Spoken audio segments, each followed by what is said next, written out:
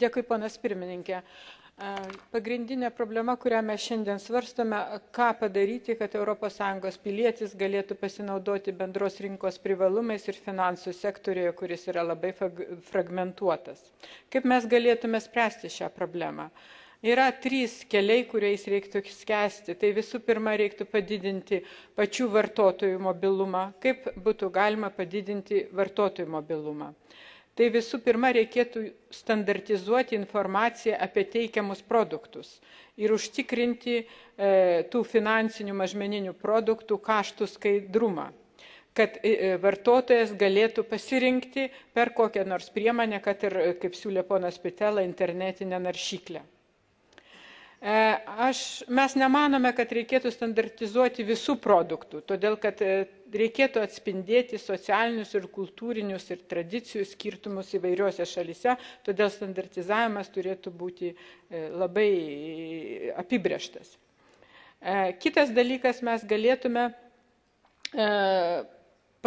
sudaryti sąlygas atidaryti sąskaitą kitoje šalyje vartotojui. Dabar mes turim Šengeno erdvę ir visi be problemų gali važinėti iš šalies į šalį ir nėra problemų dėl duomenų registrų. Tačiau bankam yra problema leisti atidaryti sąskaitą kitos šalies piliečiam. Man atrodo, kad šiuolaikiniam technologijų amžiui tai tikrai neleistinas dalykas. Aš tikrai nemanau, kad šitas problemas mes galėtume vien savireguliavimui spręsti, žinant mažmeninių bankų skaičių ir kaip jiems sunku koordinuoti veiksmus. Galbūt komisija galėtų pasiūlyti kokią tai iniciatyvą šią kryptimį. Dabar kitas klausimas yra, kad galime paskatinti tiekėjų mobilumą, leisti jiem teikti paslaugas internetu, SMS žinutėmis.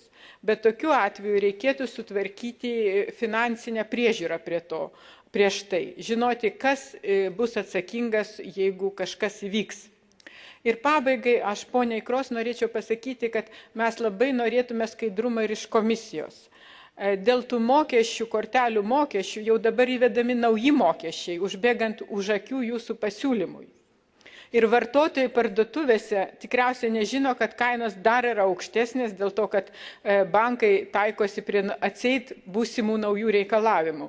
Galbūt mes galime vis dėlto daugiau ir dažniau skelbti tuos kaštus kortelių, kad galėtų vartotojai palyginti ir tuo būdu padidinti spaudimą bankam.